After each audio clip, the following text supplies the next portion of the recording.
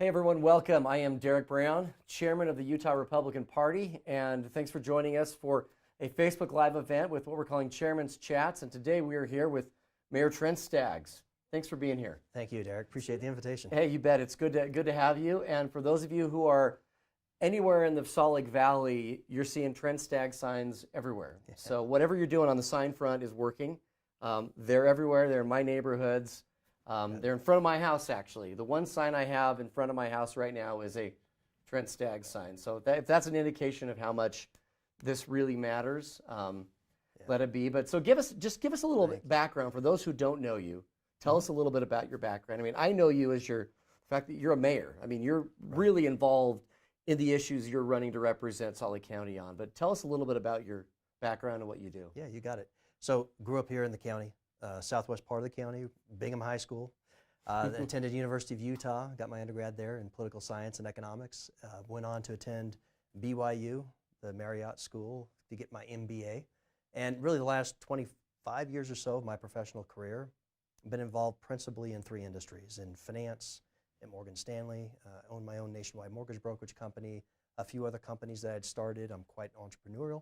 And in the last half a dozen years or so, I've been involved with a publicly traded company. On their advisory board. We actually manufacture clean technology and have projects across the globe. And about 7 years ago, decided to run for office as a city councilman in Riverton. Did a 4-year term, and then the last 3 years, I've been now mayor of Riverton City, and it's been fantastic. I love local government. That's where I feel you can make a real meaningful impact. Well, and you've had a lot of involvement with the county as well. I mean, that's one of the things that makes the fact that you're running for county mayor. I mean, those of us who've been watching this and working with the party have been really excited, as you know, about the fact that you're running, because you're neck deep in these issues, and you understand not just the problems of the county, but like you've had to deal with those problems. So it's not just theoretical. It isn't, and to a large extent, my interaction with the county probably drove this decision, didn't it? Yeah, really pushed me into this direction, because the interaction, frankly, wasn't very stellar. And our city of Riverton has now left 3 county services, county-led organizations, and at every turn, what we found by moving away and self-providing as a city, it's less expensive. The service levels are better for our residents, and there's a lot higher level of transparency and accountability. And so in just the last few years, by getting out of those county-led organizations, we've saved millions of dollars for our taxpayers and provided better service. And it can happen. They're not mutually exclusive. You just have to have somebody that can think a little outside the box and innovate, and that's what I think I bring to the table with county government, is that business background, innovation, and there's some challenges for sure with the county that I've found. Well, and a lot of people don't understand that. I mean, it is, if you want to talk about, I mean, Republicans as a whole, we like government that's more limited and efficient and effective, and the county is like the polar opposite of that. In fact, my own city, where I live, Cottonwood Heights, did the same thing that it sounds like you've decided to do as well. They looked at this sort of this bloated, massive county budget and said, you know what, if we can get away from that, we can provide services better, faster, cheaper, more transparency. And so what are some of the things you do then as mayor to maybe not, to have cities not feel that way about the county? I mean, to bring some of those same policies that you've seen at the city level to the county level, which of course would be a breath of fresh air if they actually did that.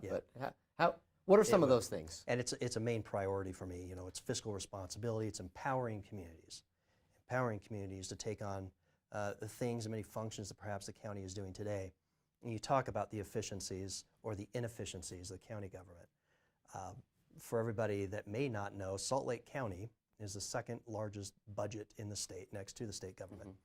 That budget has grown $500 million, or 50% in the last 5 years. We've gone from $1 billion to $1.5 billion from 2014 to 2019. They're on a calendar year, so I use the last closed out year. Spending in the mayor's administration alone is up almost $6 million. We've heard Is that about personnel, or what is that? Just hiring personnel. lots of these deputy mayors? Yes, And just the very first line item in the county budget under the general fund is mayor's administration, and it's gone from 1.6 to almost $7.2 million in the last few years. Deputy mayors, my opponent has 6 deputy mayors, some I'm assuming making they're all making 6 figures, hundreds right? of thousands of dollars, some Yeah. of them. And so people ask where I would cut, and I say, well, I probably got 10 million alone in that office. To be able to afford this meteoric rise in spending at the county level, the county's hitting us all with a property tax increase this year at almost $16 million. And my opponent is on the record literally saying that she would like to index property tax to inflation, therefore increasing property taxes every single year. And I just And think then not that's a having to bad be idea. accountable, right? I think that's I a mean, bad that's idea. a cheap shot, really, because Yeah. it's like then they go up every year, and as the elected official, Yeah. you don't have to take the heat. Nope. Really? I mean, isn't And that really what that's about? that really is. You don't have to account to people. You just can say, oh, I'd love to be responsible, but hey, Yeah. it's just automatic. Well, and it should be difficult, right? I mean, as a mayor, it should be very tough to raise taxes, and the public should come in, and elected officials should be held accountable, should be able to Yeah. face the music. And so I think that's a really bad idea. But as a county mayor, we need to have a county mayor that's much more collaborative too. I mean, this is what I have to do in my city government. I have to collaborate with my council and build consensus, offer up a vision. That's what leaders should do. And that's another thing that I feel is lacking here. Not just no collaboration. I mean, as a mayor, I find out about many things in the news. And I talk to my colleagues, same thing.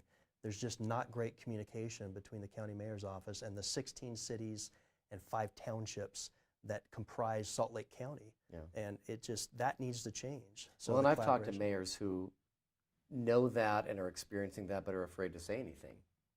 I mean, and which says something about the county government as well. Yeah. What are some of the big issues I mean, as you talk to people, I mean, your campaign, I've never seen a campaign that is so involved and so engaged and so out there and just like doing all the right stuff, and you're doing a great job. Well, thank But you. you're talking with a lot of people. You're out there, in the trenches. I'm guessing you probably hear the same couple of issues. I mean, when I ran for office, Yeah. like the same 3 or 4 things came up every time I talked to someone. What are those in the county? What are people saying? Well, you're right. There's some themes. Like you see that come themes, right? up. Taxes and spending for sure. A lot of people aren't aware that county spending is up $500 million. They're asking, the next question then is logically, where's it going? Because it sure isn't going in our roads and our communities. We're not seeing a big benefit here. So taxes and spending are definitely a big concern. Air quality is a big one. We've actually forwarded a plan, had an opinion piece that was in the Tribune not too long ago, and I'm told that I'm one of the few candidates that's ever authored or forwarded such a plan. But that economic recovery is a big deal. And here again is where I feel it's real important that we have somebody with a business background that's been tethered to the real economy. I've had to run businesses, make a payroll, that is in a leadership spot, because not only can the county mayor really, through regulation, as we've seen here, really control a lot with respect to businesses in the county, but the county mayor also is going to be on the inland port, or is on the inland port, and on the Point of the Mountain, and other boards and committees that are really going to drive our economic development for decades to come, and we have to have somebody who's competent in those things. Well, and someone who has that background, because one of my big pet peeves is when you have elected officials who get elected to a place where they now have a budget and they have employees and they have an organization that they have to manage, and they've never managed an organization or they don't even, the phrase make payroll, they probably never heard. And I mean, the last couple of county mayors, that's what we have, is we have people who've just kind of climbed a political ladder, paid their dues, so to speak. But when it comes to making payroll and actually running large organizations, they've never really done it. And unfortunately, it shows. That's what we have now, too. Yeah.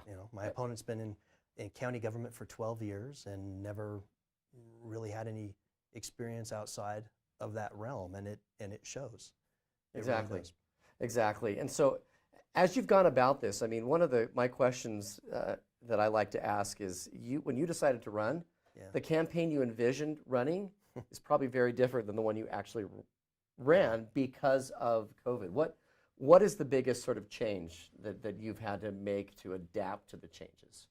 Yeah, we announced the first week of March And then what, the second week The of March second or when third- everything hits? It really did. So this has been a very different campaign. I'm not that seasoned. I mean, as a part-time elected official, as a councilman, then as a mayor in our city, I've gone through 2 campaigns. But yeah, very different. It can't get out there as much on the stump, talk to people, really shake hands, get out there and field questions in person. So a lot of it has had to be phone calls and text messages and voter outreach in those different ways. But we're still communicating quite a bit, and I think it's just important.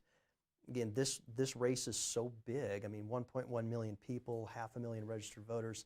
There's a lot of ground to cover.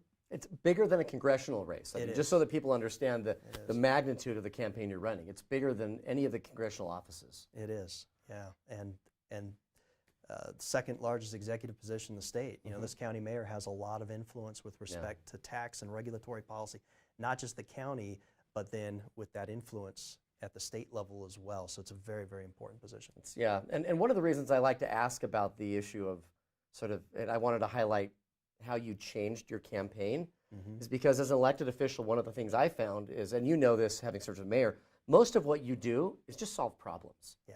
And you probably get to the mayor's office every day and you think, what's the problem today? Something's going to happen, and your job is to figure out a solution.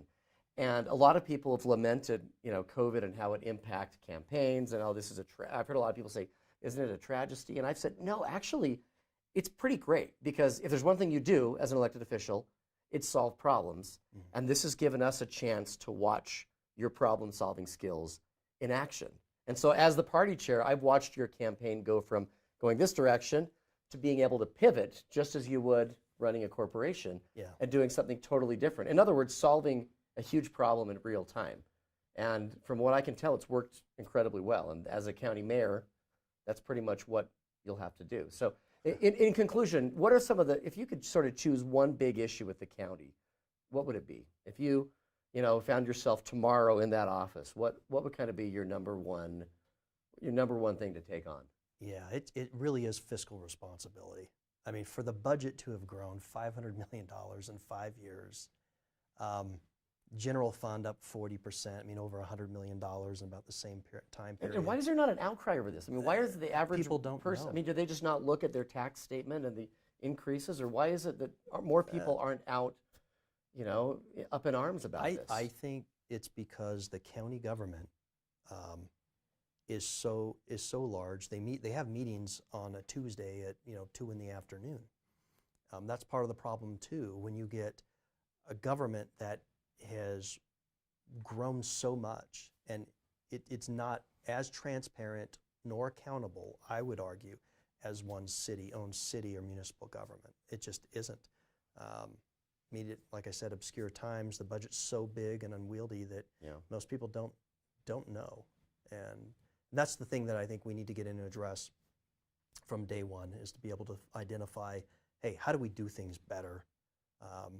There's so many best practices that I could share from my city, and I know Cottonwood Heights and many other cities, that this is what we should be doing. And the county mayor needs to be able to listen to these other mayors and council members and really empower them more so to make a lot of these decisions. That's great. And I remember when I served in the House of Representatives, there was the movement in my area to annex or incorporate cities and sort of get away from the county. And anytime I saw that, it would stem from the same fact pattern, and that was someone had a problem. They went to the county government offices on 21st South and State, couldn't get anyone to talk to them, anyone to listen. It was sort of this massive behemoth. And they went, you know what? We should be a city, for heaven's sakes, that doesn't have to respond to them. And so we've seen this pattern over and over and over. So anyway, as we wrap up, just one quick question. This is going to put you on the spot a little bit, but I always found that the hardest question people asked me was, why should I vote for you? And in 30 seconds, more or less. And I always found myself kind of struggling in a short period of time to answer it. So if someone said to you, why Trent Staggs? Why should I vote for you for county mayor? What, in just a quick 30 to 60 second abbreviated response, what would you say? Or what do you say when someone on the door, I'm sure you've had this asked before on the doorstep, why should I vote for you? What's your response? Well, I say, look, the contrast couldn't be any starker between my opponent and my own record. I have a record of cutting taxes literally by millions of dollars in my community, reducing spending, innovating, having that business background that we can bring to bear in municipal government and innovate. And I have a plan.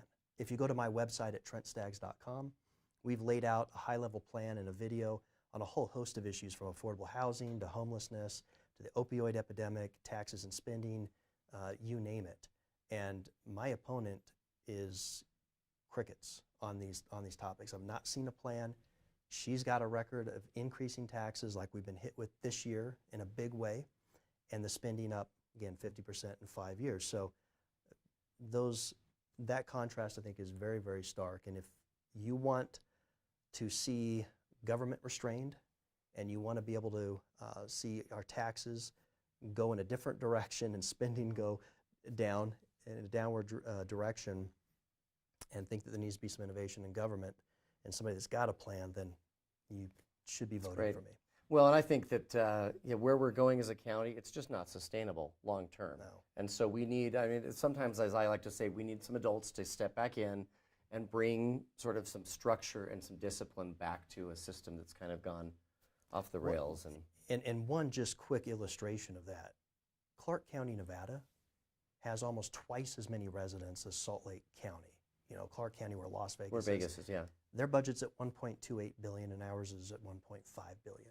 So Clark County's budget is $200 million or more less than Salt Lake County, with twice as many residents to serve. Utah, Davis counties are 2 to 3 times per capita less expensive than Salt Lake County. So yeah, there's a lot of room. We need to go in a different direction. It's not sustainable. It's time. Well, thank you for being here. We've been today with Trent Staggs, and Mayor Staggs is the current mayor of Riverton, and knows that southwest corner of the valley like no one else I've ever met, knows those issues and understands the valley and some of these issues that we're dealing with. And so when ballots arrive, which is just over 2 weeks from now, be sure to check your ballot for Trent Staggs. If you have any questions, it's trentstaggs.com, right? Yep. Is your website? Trent Staggs, TRENTSTAGGS. GGS, trentstaggs.com. All right. Well, thank you so much for being here, and we're with you and excited about you being the next county mayor of Salt Lake. So thank you for being with us today.